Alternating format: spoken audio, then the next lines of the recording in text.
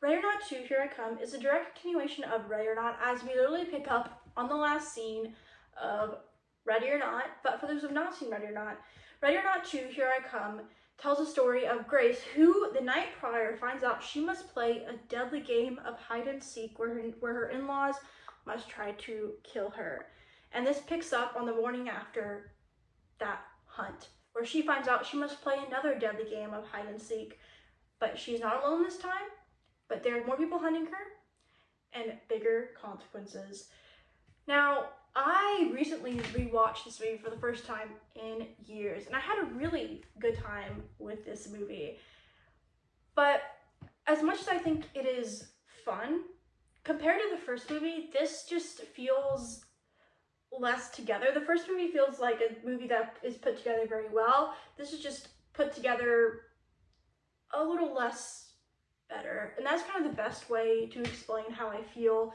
I feel like after I saw it, I was like a little like, okay, that was a good time, but like after a while, like sitting and thinking about it, I'm like, you know, I liked it, I had a good time with it, but it's just like, it's not quite as what I expected it to be, but it's still fun. So that being said, let's talk about the pros for this movie. The biggest pro for this movie is definitely going to be the cast. You have Sarah Michelle Gellar, you have Samara Weaving, and you have Kathryn Newton. Those are three names that I know, and I apologize if I said any of their names wrong. This is a really fun cast, and I really like all the actors. I think did a good job in the roles that they were given, and I do like that aspect of the movie. I like the dynamics between them. We get the sister relationship, which Kathryn's character's name is Faith. Samara Weaving's character name is Grace, and I do kind of like that contrast of their names with the demonic stuff of this movie. I think that was fun. I do like that aspect of the movie, and I like how the relationship is at the beginning, how they get to the end, and how they kind of show that growth. I think they did a good job with that. I also like the relationship between Sarah Michelle, again, apologize for saying her name wrong, character and her brother. I really think that was an interesting kind of relationship to have, and once they do kind of a reveal on, I think that kind of explains something to me. I'm like, okay, I kind of like how we go there. And there's one relationship, and it's like a side funny thing, where they kind of like sacrifice their wife, basically is what they're trying to do, and that was just a really funny sequence. I really like that. And they do introduce one character too that has a grudge against Grace, and I think that was really funny how they kind of set that up, and I was full on not expecting that in the movie at all. I also like the rules of this movie as well. They introduced rule with what weapons you can use, and I think that was a really fun element to add. Now, we did kind of have something like that in the first movie, but I think they do a good job. Like, you must use, whenever you got in the family, you can only use weapons at that time, so I think that was really fun. I do like that element of the movie. Although there is one question I have, and that is, and this is leaning more positive, so I don't have it in the mix or negative or anything, but the rule is only one family member, and it kind of like passes on through there and get like watch. But my question easily goes to, there are two family members of one family on field. Like, how can that be possible? Like, on technicality, even if they're siblings or twins, one has to be born first. Like, someone has to be. So why would, I don't know. Again, small thing, but, and there's something else with them that we'll talk to negatives when we get there. And I do like that. I do like that aspect of the movie. I think this movie is shot well pretty too. I like the setting. I think that's really kind of like a fun thing. Golf is a big thing with that. So I do like that element of the movie. Going into the mixed, we have the comedy.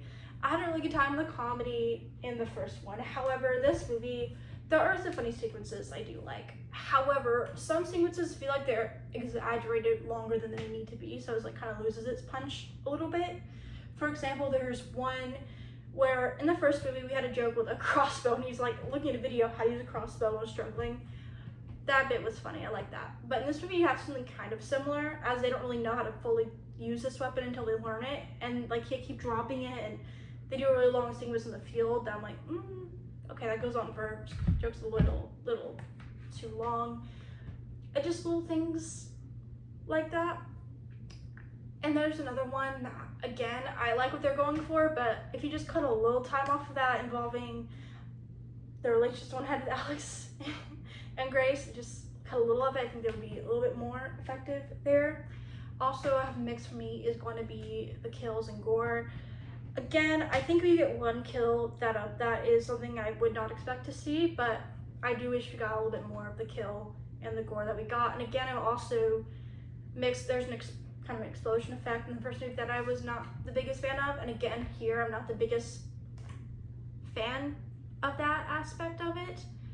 And there's a lot kind of going on towards the end, and I do have a good time with that for the most part, but I'm more like mixed on it because the movie doesn't feel so put together, so I'm gonna put that kind of demonic stuff in the middle. But I do think it works for the movie, the movie feels just less put together in that way, so it's going in the mixed. Going into the negatives. Now, for Ready or Not, this does share some problems I had with Ready or Not, like small problems. The first one, at the end, I was not a big fan of the CGI fire of Ready or Not, and we open with that scene. So again, not a big fan of the CGI fire look in the beginning, takes some of it away. Also, in this movie, there's a lot more disbelief you have to suspend. First off, how you're gonna shoot that field of mist so many times. Second of all, you're telling me these two people planned it so well that they would forget to give one big weapon and not get rid of it. You're telling me they would not plan for that. I don't believe you. I just don't believe that. And again, those are like small things. There's also injury as well. Someone gets injured like that and like they're walking fine. So again, this does get acknowledged at the end. I will say the hospital thing, but again, just things like that you have to suspend your disbelief more in this one than you did with Ready or Not, making it a bigger issue than it was in the first Ready or Not. They really should have called it Ready or Not 2 or Here I Come. One made it so much more simpler. So, but that's all the negatives that I really have. Again, it just takes the negatives of Ready or Not but makes them bigger. Now let's talk some spoilers. Now the biggest thing, Catherine's character and how they introduced, I like the relationship, like I talked about at the beginning, of how she just, the leaving behind kind of thing. She's like, I had a good foster family, I was trying to build your life, and she kind of just suddenly like follows her sister and holds that kind of against her, and she's very cold to her sister but wants to help her. I really like they did that aspect well towards the end of where they were very distant at the beginning. They were bonded towards the end, not perfectly, but there was a starting of the bonding, and I really do like how we got from point A to point B. The weapons, the 911 call, I think that was entertaining. I saw a lot of ads for that scene too, like scrolling through, I could not escape. That was just crazy. I never really saw how many ads for a whole movie in so long. And again, you're telling me with these twins who they pre-planned to have this, and by the way, again, how can you have like, let's say, I'll give you them, I don't know the ages here, but you're telling me that they're twins, but they can go on the field together. Someone technically had to be older in that aspect of the movie, and I can see how they would, cheat by not letting the golf carts go, and how even then you had one person where she was like begging Grace, and like, there's a way out of this, you just marry my son. And I think that element is interesting. Does it feel like it's more of like here's an easier solution? Yes, a little bit, but I like that towards the end where she's like begging for her sister's life. She's like, I'll marry you. And when you get to that kind of reveal that he is just this bad person, how she talked down to protect him, is something I have seen in real life where someone will talk like that to someone to suppress that person or like almost protect in a way. I will say that, but I have seen that kind of dynamic before, so I do think they do a good job with that dynamic, and it makes more sense in the beginning. I think that Terrified looked at a good job there, and even towards the end of her like begging for help, and he was like, you showed me who you are. I think that, that was a good job with those two storylines of the siblings. So those are ones that I highlight that are most notable throughout the movie. You do have that one segment where that man realizes he really messed up when he had to go on field. He was like, can my wife go? He signs everything over, and he learns that he signed everything over to his wife. She has all the power. That was really funny. Her driving straight through the gate. I would do the same thing, girl. That was funny. And even at the wedding, when they all go for power for the ring, and again, wealth and power is definitely a topic in the first movie, but this one, it is definitely layered on more in this movie. It's definitely layered on more here. But I don't know. I like it, but at the same time, it's like Mr. LaBelle, again, was something I was mixed on that. I think he looks a little bit better in this movie than he does the first one. So I am curious, so I think they did a good job closing the story overall, though, because how you get from her finding the rule out, she marries him, kills him after. She says the line that he said to his sister before, like that was really fun. That was a fun duo line. I think that was a good use of that line, too. So overall, I had a fun time with this movie. Does it feel less put together than the first one?